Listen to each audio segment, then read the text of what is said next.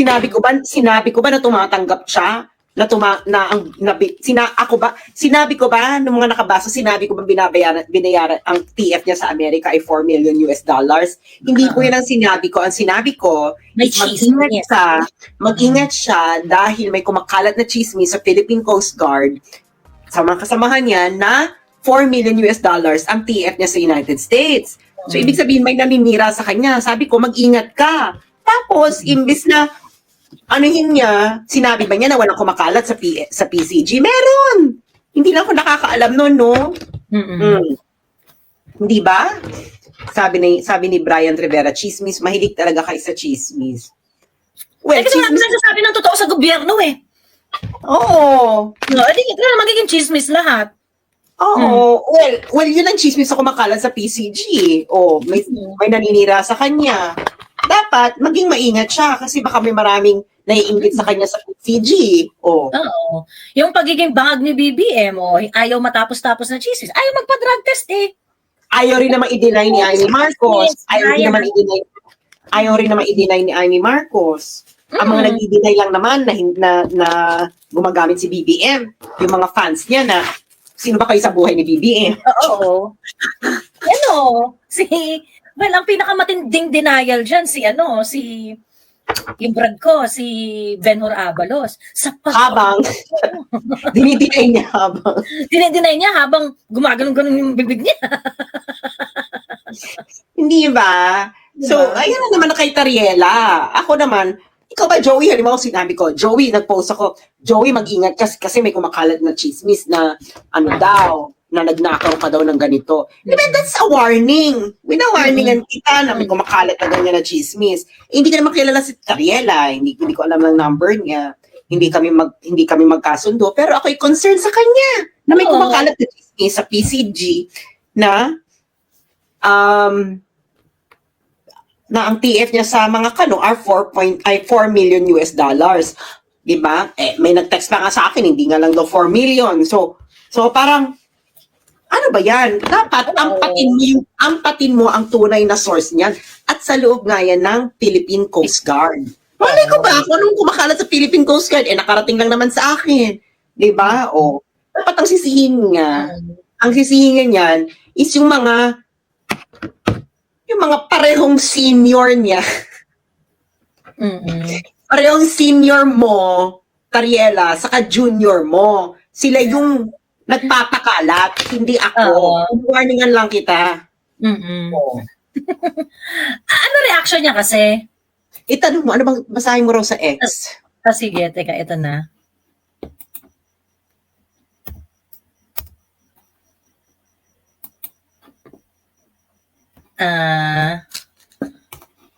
Okay, wait.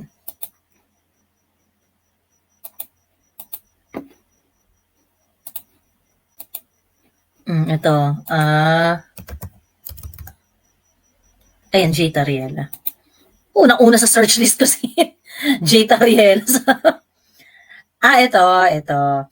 It is truly outrageous and comically how my image has transformed from that of a CIA agent to a warmongering PCG officer and now to a recipient of a talent fee of $4 million from the US. I usually do not engage. Ay, ang haba pala ng ano niya. Ayan. Haba pala ng kinembot niya. Teka, natanggalin ko tong ayan. I usually do not engage in conversations of a low level, but I have realized that it is necessary to expose how these individuals do not hesitate to fabricate lies in order to undermine my credibility as the PCG spokesperson. Hindi naman siyang PCG hindi ka naman spokesperson! Hindi ka naman PCG. Di ba ihinamon-hamon na siya ni Ambassador Bobby Tiglao na sige nga ilabas mo nga yung paper mo na nagde-designate sa'yo na PCG spokesperson ka? Sabi niya, my hope is that they recognize the limitations of their constitutional rights. Decency is really difficult to expect from these people. Pero, and then, ituloy-tuloy mo nga. Ituloy-tuloy mo. Ito, sabi, as a PCG spokesperson which sheds light on Chinese provocative actions, bullying tactics, and aggressive behavior in the West Philippine Sea. Oh my God. Wala kang kredibilidad sa mga ginagawa mong ganun eh. Oo, and then sabi niya, my hope is that they recognize, sige tuloy mo. My hope is that they recognize the limitation. Hindi, ito muna. I personally do not know Alan Troy Rogando Sasot and the self-proclaimed, grabe no. Ano talaga siya? Ano talaga siya, no? Oo. Di ba? Galit na Tignan mo. usok ang ilong So, niya. sa mga kababayan, sa sinabi niya ni Tariela, ano ang wala?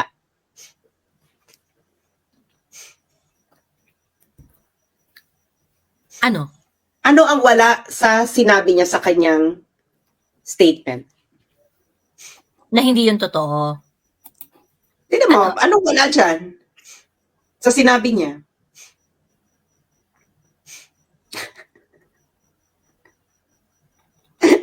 That it's not true. Oo, wala siyang sinabi na walang ganyan kumakalat na chismis sa PCG. Mhm. Hindi yan, at kung may kumakalat man, hindi yan totoo. Ikatlo, you challenge the people. If you like, I am willing to submit myself and my entire family to a lifestyle check. Mm-mm. So ano ginawa yan dito? Nang ano lang siya, nang insulto. Ang insulto lang, yung reply, correct. Ang ano niya, ng insulto, well, kasi ang sinabi niya, outrageous and comically low how his image has transformed from CI agent. Ganyan. But there is no, there is no a categorical statement that these allegations are untrue. Diba? Yeah. Sabi niya, basta low lang tong mga, low lang tong mga conversation na to, low tong mga, comical tong mga, nakakatawa, outrageous, ganyan. Sabi niya, limit the constitutional right ng libel. Well, paano naman naging libel yun? Ini-inform lang kita na kumakalat na chismis sa PCG. Diba? Hindi mo rin naman dinideny ng categorically. Hindi mo rin magdinideny na walang chismis na kumakalat sa PCG. Diba? Kasi pwede pwede tayong magpatawag ng senior at junior officer ng PCG. Diba? Kung magkaso ka na may kumakalat talagang chismis. Diba? Dapat, alam mo, Tariela, ang libel is assertion of fact as if it's true. Hindi ba? So, ano ba yung fact na sinasabi ko? Ang fact na sinasabi ko ay may kumakalat na chismis sa PCG. Correct? So, ang sinasabi ko niya, wala, hindi, baka yun ang gusto niya sabihin, walang kumakalat na chismis sa PCG. Wala rin naman siya sinasabi na walang kumakalat na chismis sa PCG. Hindi ba? Bakit hindi mo sabihin sa mga taong bayan na hindi totoong may kumakalat na chismis sa PCG? Oo. At kung ito man ay may kumakalat na ganon, ito ay hindi totoo. Di ba? Walang categorical denial eh. Diba? Oo. Di ba? Why are you shooting the messenger? Bakit hindi yung mga kasamahan mo sa PCG ang iyong sisihin? Oo. Teka, why is he not answering or why, sabi ni Tita Itz dito, Powell must have been appointed or deputized for an official role to be able to wear that uniform legally. To me, that is the real issue, di ba? I mean, wala ba siyang wala siyang comment dyan? Kasi siya yung siya yung kasama niya dyan sa sa West Philippine Sea, yung assertive transparency kilembo. Sabi ni Dika Pasisiil, hinahamon ka atas maglabas ka daw ng ebidensya. Well, pwede ako maglabas ng ebidensya, pero wag niya kakasuhan yung mga nagpapakalat ng chismis sa loob ng PCG. Nag-gets niyo ba ang claim ko? Ang claim ko is may kumakalat na chismis sa PCG. That is the fact. Now, meron talagang ebidensyang kumakalat na chismis sa PCG. Nakarating nga sa akin, nakarating kay Ana. Nandito pa yung isa, papakita ko. Kaso bakit? Nakakaloka si Prof. Ana rin, Si Prof. Ana rin ay nakapagsabi din sa akin. Tapos, kasama pa si retired General Orlando De Leon. Oo. Sabi niya, I usually do not engage in a conversation of a low level. Kahit naman high level, J. Tariela, hindi ka makaka-engage. Hindi nakaka-engage. Di ba? Kahit naman low level o high level, hindi ka nakaka-engage. Ang tanong kasi nga, sinahaba-haba ng sinulat mo, wala kang denial. Oo. Di ba? Wala kang Historical denial. remember, di ba, basahin mo yung sinulat ko, Joey, para marinig ng mga tao. Ito. Tariela, mag-ingat ka at may kumakalat na chismis sa PCG na 4 million USD daw TF mo from the United States. Sinisiraan ka. Oh, sa inyong pagkakarinig, ano ang ginagawa ko sa post na yan? Pag binasa nyo yan, You sound like a concerned friend. ini-inform ko siya na may kumakalat na chismis sa PCG. At ito yung kumakalat na chismis. Diba? Ngayon, pwede mo namang sabihin na walang ganyan kumakalat na chismis sa PCG. I can confirm, wala. Pwede nyo sabihin na, Sas, ikaw lang nagpapakalat ng chismis na yan, di ba? Ngayon, pag sinabi niya ako nagpapakalat ng chismis na yun, baka ako makapagdemanda ng libel. Kasi hindi ako ang nagpakakalat ng chismis. I was informing him na may kumakalat na chismis. That is a fact and I can attest to that fact.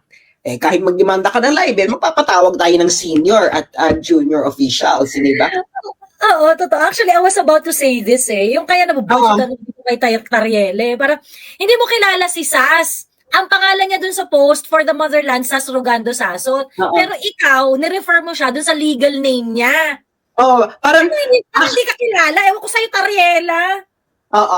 Nakaloka, di ba? Hindi ako kilala ni Tariela, pero ang ginamit alam niya yung legal name mo. Actually, mga kababayan, legally changed na po ang pangalan ko to Sas Rogando Sasot. So, wala na yan. Parang, it's no longer the name that I use in my official document. So, okay. So, that name is dead. Kumbaga, napalitan mo na rin. Pwede mo pa rin siyang gamitin because it's historical. Wala naman sa akin yun. No? Ang ganda-ganda ng pangalan ko. No? Kaysa naman binigay sa'yo ng pangalan ng nanay mo, J. Parang, there are millions of J in the world. Parang hindi ka niya masyadong hindi ka man lang yung pinaghandaan, pinag-isipan yung pangalan mo. I really don't care, no? It's a beautiful name. My God. Yung mga lalaki ko, pag nalalaman ng aking birth name, sabi, ang ganda-ganda pala ng pangalan mo. So, carry lang. Pero yun na nakakaloka. Hindi niya ako kilala. Pero yung birth name ko yung ginamit. Parang, Diba? Tapos at this point, kumbaga, yung name mo na yun, kumbaga, historical na lang yun. It's historical. Yeah, it's historical. Parang, maiinsulto ka na lang J. Tariela Sablay pa. Tapos, sabi niya, however, if you examine their social media posts regarding the WPS, you might come up with a hypothesis why they are resorting to such tactics. I mean, what are you insinuating? Diba, J. Tariela? Well, exactly for this reason, kasi pag kunwari, yung ganito mong mga, you think this kind of insinuation is better kaysa dun sa paalalahanan ka na, uy, may natatanggap ka dun na 5 million na. Diba? Di ba pinagagagawa nyo rin yan na nung meron kayong listahan kuno, ng mga iniimbestigahan, yung mga ganun-ganon.